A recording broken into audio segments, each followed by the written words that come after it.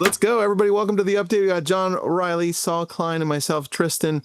We're trying to bring you an update every 2 weeks on what's happening in the real estate world, not from a lead gen prospecting type, but what's changing in the background on the grounds where things may change so much that it may change the way we do business, right? That's what we want to talk about. John, what do you have on Rocket, Redfin, and Mr. Cooper? What's going on there? Well, we're learning something every day, right? Yep. We thought we knew everything about RESPA. What with this merger and the fact RESPA now comes into play. RESPA is against kickbacks between settlement service providers. And of course, there's an exemption now for real estate agents, right? Independent contractors can give commissions back and forth under RESPA. That's fine. That's an exemption. But there's another exemption called the bona fide employee exemption. Okay. So in other words, this doesn't apply to independent contractors. It applies to bona fide employees. They have to file a W-2, right? Independent contractors file a 1099, but the employees have to file a W-2. Well, guess who has a lot of W-2 people employed? Redfin. So could Redfin, for example, with one of their W-2 employees, give business to a lender without having to do any type of RESPA exception? No, there's already an exception if you're a W-2. And so let's look at what's going to play into the marketplace with that type of special exemption for bona fide employees. There's more information to come on that, but it was quite a surprise to me when I saw that distinction. I mean, theoretically, a Redfin agent could say to a person buying, "Oh, listen, by the way, I can work with one of our mortgage loan originators, or by the way, I am a loan originator as well, dual licensing, and we can probably get you some savings on the mortgage, maybe knock a point off or something." Yeah, so what John's kind of getting at here is RESPA, Real Estate Settlement Procedures Act. And RESPA does a number of things, and one of the things it does is prohibit settlement-connected kickbacks. And so certain things we're all familiar with, title companies, escrow, they can't pay agents to direct business to them. But in this case, RESPA, it seems there's this exclusion, when we've been talking about dual licensing. And yes, we have. Licensing might be kind of important because as there are fewer properties to sell and commissions might get pressed down, that's less money that people who are licensed to sell real estate can make. So maybe they need to look to alternative sources of revenue. And one way might be to be dual licensed, but that getting a commission from the sale and then a fee for placing the loan as a mortgage loan officer might kind of cross that line with the RESPA, where it's a settlement kickback of sorts, right? But we think, and we've been talking about this idea of dual licensing. So maybe, and John and I have to do some more research here, but maybe there's actually built into this right now where you could earn a commission if you were an employee, which people who work for Redfin, for the most part, are employees or W-2 employees. And then because there's this connection with Rocket Mortgage, you become an MLO, a mortgage loan officer. And now you could receive that 1099 income there. And did I kind of summarize that, John? Well done. Well done. So, all right. Something to look at. That actually makes a big difference, because then that could create a problem for us in the future as agents, right? Yeah, somebody has an advantage over you. That's interesting, man. Yeah. Especially we got to look into this. Yeah, especially as AI takes hold more. What happens is now you've got these agents that work for Redfin, or let's say Zillow goes that route. You got Zillow, you got Redfin, and whoever else. They've automated the process. They rely less on the agent. They become an actual door opener, right? They get paid. And now you have the other, which is what we are, full-on agents. And now you have a distinction there, because I don't know that we're going to see less transactions, like less than 4 million. I'm saying much less, right? But I'm positive we're going to see less agents over an extended period of time as AI comes into place, and Redfin now merging with Rocket and Zillow and whoever else comes in and says, oh, we can use the agent as an employee to just do the stuff that we suck at. We can't automate that piece, but we can certainly automate everything else, right? So then becomes a distinction of, who are we really? Interesting. I didn't think about it that way. Hey, but before we leave the subject, I think we're jumping too soon to say that there's things that can't be automated, right? I'm reluctant to say that there are things that can't be automated. And I was a great defender of you'll always need a human being in a real estate transaction. But the more I see and the more I understand about the direction of technology, the less inclined I am to say that anything's impossible. Oh, yeah, I agree with you, dude. 100%. Listen, and I'm a real estate agent. If I was able to buy a home, this is terrible, buy a home without a real estate agent, I would. Because that's just my personality. That's what I hate going through being sold something else, because not all agents are amazing, right? That's right. I don't know which agent I'm going to get. And so I'd rather know that exactly what I'm going to get in this automated process. I can show myself in, I can buy the home, I'm out. Now, I'm a minority right now. The majority of people actually need to talk to somebody, engage with them, get things explained. I'm also a fully licensed real estate agent, so I know the process, right? So it's different.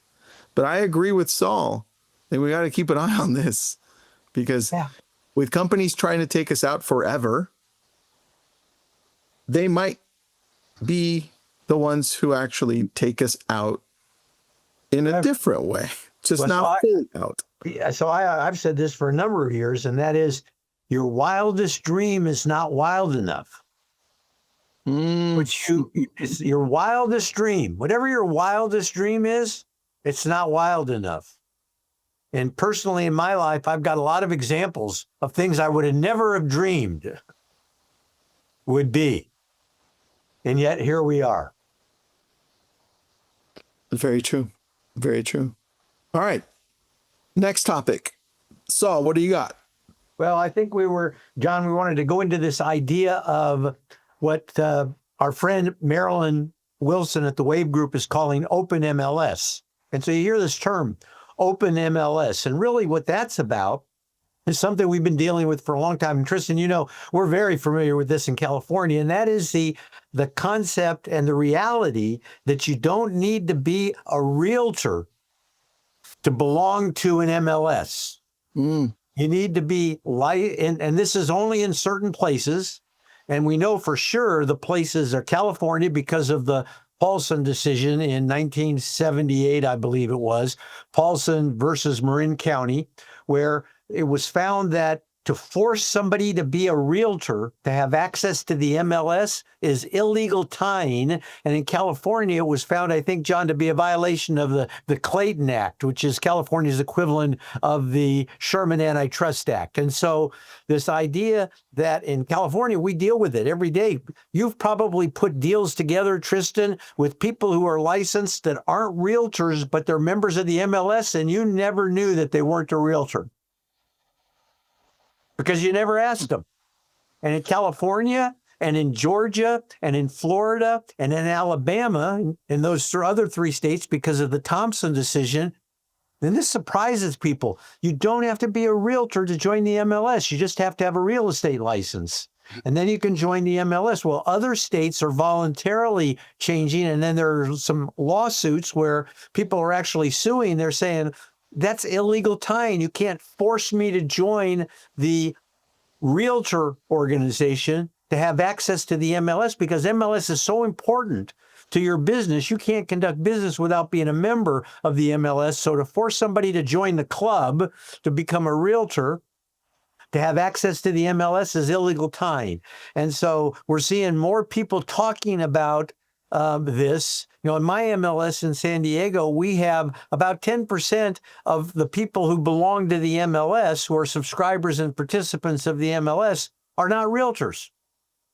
They're brokers and appraisers and licensees who work for brokers, but they're not necessarily realtors. Now, that doesn't make them necessarily less professional. Right? As a matter of fact, I would say most of the time you don't even know, unless you looked at their card and it had the little block R on it, you wouldn't know, right? And so now other states are starting to, because of litigation, and you could go into the litigation, John, but I think that's something to keep your eye on. I agree with you. What amazed me when I was reading Marilyn's article on it is the fact that if you look at the number of people that are realtors that are working in offices in which there are also these licensee onlys, as they call them, licensee onlys, the figure is almost 1 million realtors are working in those offices, where there are already now in states and associations that have opened up their MLSs with licensee onlys. So people are looking and tracking to see, is this change any level of professionalism? Do they get along? Or, as Saul even mentioned, do they even understand that the person across the table, is or is not a realtor? Yeah. So now John brings up another point, and that is to me, there's these three pillars of organized real estate, and they are the three-way agreement, which we'll talk about in a minute. They are, in many areas, you have to belong to the Realtor Association to access the MLS. And the other is something called the broker dues formula. And so what the broker dues formula says is, if I'm a broker and I'm a realtor, by the way, this is my Realtor Emeritus pin. I always wear it when I go out and talk to realtors, because I've been a realtor for almost 50 years. Dang. Okay. So if I, as a realtor, hire agents or brokers to work for me, they have to be a realtor. And if they're not a realtor, then I, as the broker, have to pay the same fee for them. So you can have people who work for you, if you're a realtor, who are not realtors, but they still have to pay a fee to organize real estate. And there are cases around the country now that are fighting that. Right? So they're in opposition to what we refer to as the broker dues formula. Right? So in California, as an example, if you go to work for a broker who is a realtor and you're not a realtor, the broker will make you join. Got it. You become a realtor. Yeah, that makes sense. I've seen that. Yeah, and then the reason is because if he does it, the broker will have to pay for it out of her pocket. And so the broker doesn't want to do, unless somebody's like a super producer. I remember when I had agents working for me, I never had more than like about 30. But when they worked for me, if they weren't willing to join the Realtor Association, I wouldn't hire them. Is that another lawsuit, Saul? Huh? Is that a future lawsuit right there? There's lawsuits right now. You mean the fact that I wouldn't hire them? No, I wouldn't hire them. But now, if they were a super producer and they did multi-millions of dollars, I probably would pay. Yeah, of course I would too. I'd be like, you're hired. I don't care what I have to pay. You're going to give me more signs, more calls, more business. Yeah. That's funny. All right. That makes sense. Yeah. It also makes sense why it's a problem right now. Right. Totally. It's relevant right now. Right. Yeah. I love the wordplay. So that's way better. Yeah. It's relevant. You've been hanging around John too long. Yeah. For sure. That's actually, you know what? It's 30 years this year that John and I have been partners in crime and trying to teach people about real estate. 30 years. Yeah. That's a long time. And there have been a few changes during that time, right? But not the accelerated changes that we're seeing these days. Yeah. It's incredible. I can't keep up with all the cases. We tried to set our own chart of it and stuff like that, but ran out of paper. Yeah, John and I actually met. I think we've told the story. We met online. And our other partner, Mike Barnett, used to kid around. He used to say, and it wasn't a dating service. This was like pre-dating service. We actually were in a group, an online group of people, an online community. The subject was representing buyers in real estate transactions. Okay. Yeah, we actually met in around 93 and we became business partners in 95, 30 years ago. But the big topic then was representing buyers in real estate transactions. Guess what the big topic is today? Tell me. Yeah, representing buyers in real estate transactions. I know, isn't that crazy? You know where I first heard it? It was back in the mid 1970s when I was practicing law in Honolulu, and a broker came into the office. He said, "John, I got a question for you. You know, I don't really like representing sellers. I'd like to represent the buyers. Can I represent the buyers?" And I went, "No, I mean, wait a minute. Who pays the fee? It was the seller's fee." So I went to Creditville and other books, and most of the learned treatises at that time said the seller pays the fee. Therefore, any agent is the representative of the seller. And then we got into sub-agency and sub-agency optional, like we had dual agency, and it just exploded from there. And then we had lawyers who said, "Well, I can write the perfect dual agency law," and we came up with all these other varieties. But that's been going on for longer than Saul and I have been business partners. That's crazy. Yeah. And now every day there's something new.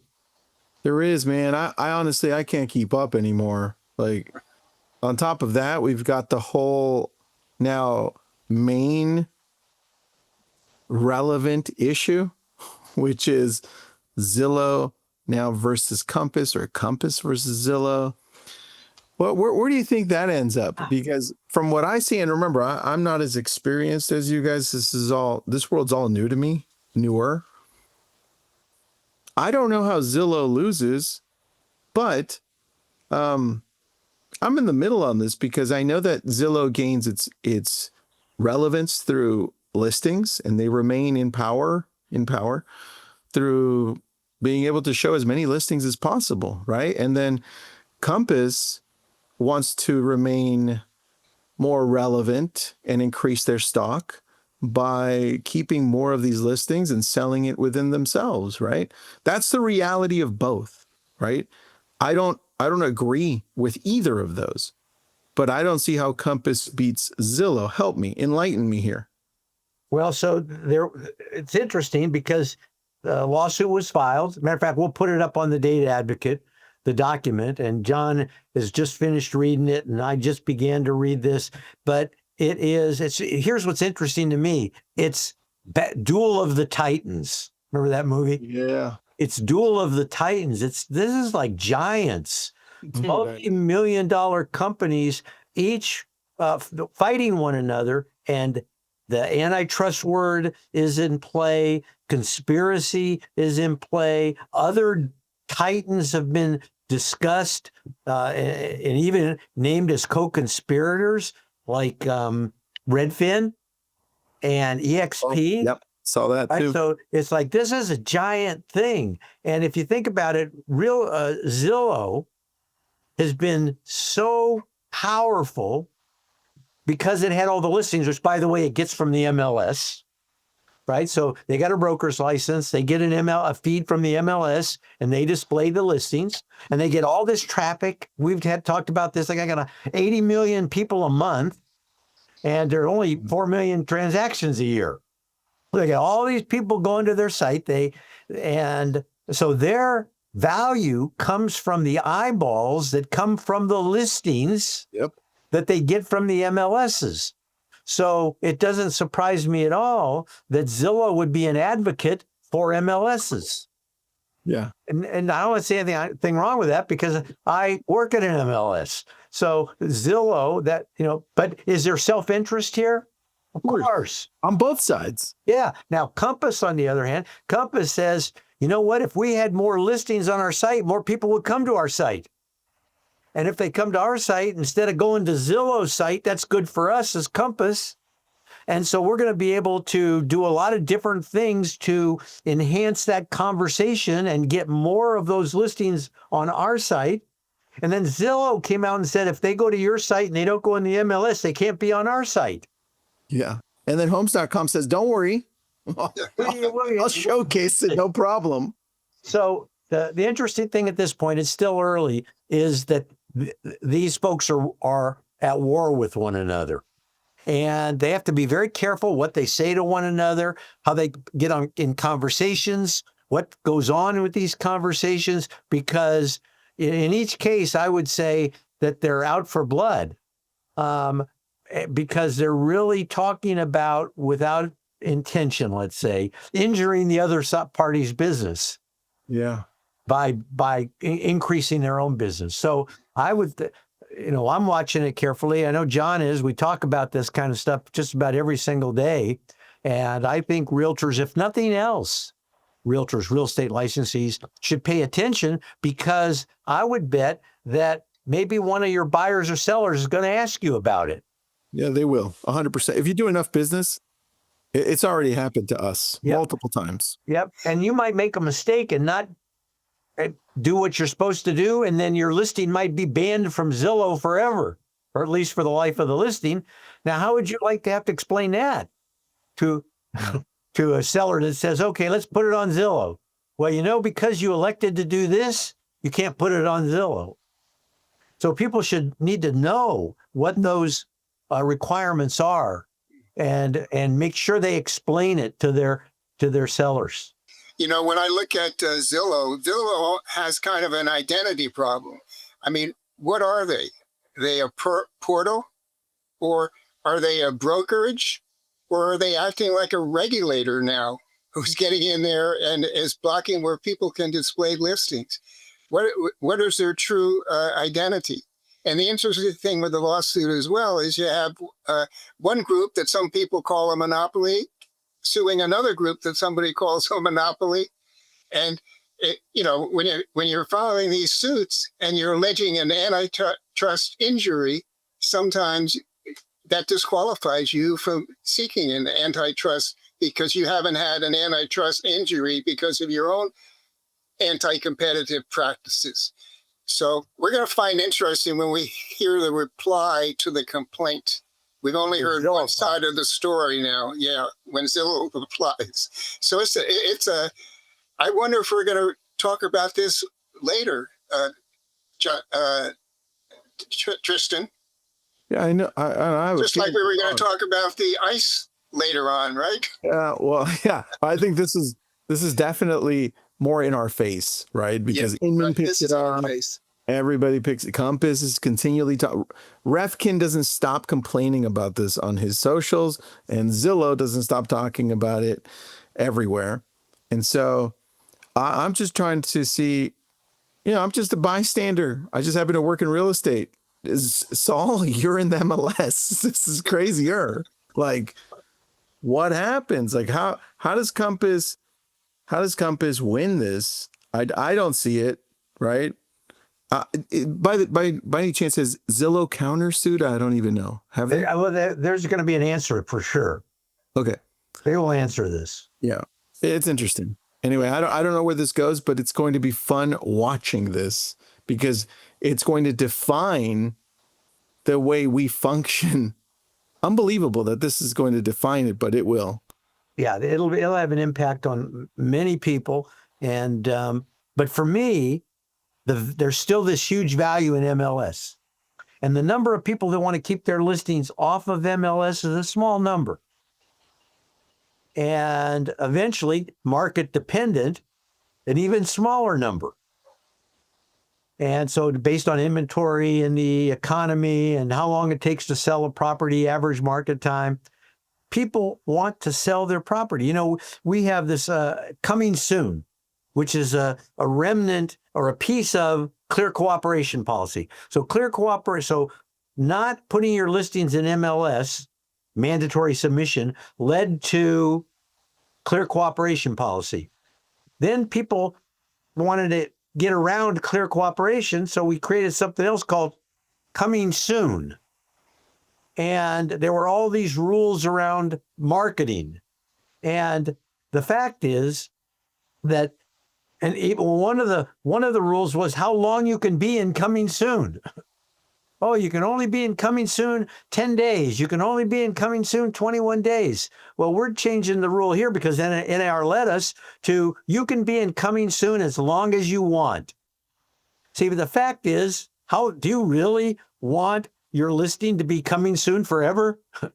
And the answer is no. If you're a seller, do you really want your property to be coming soon forever? No. You want to sell it. If you're a listing agent, you want to sell it.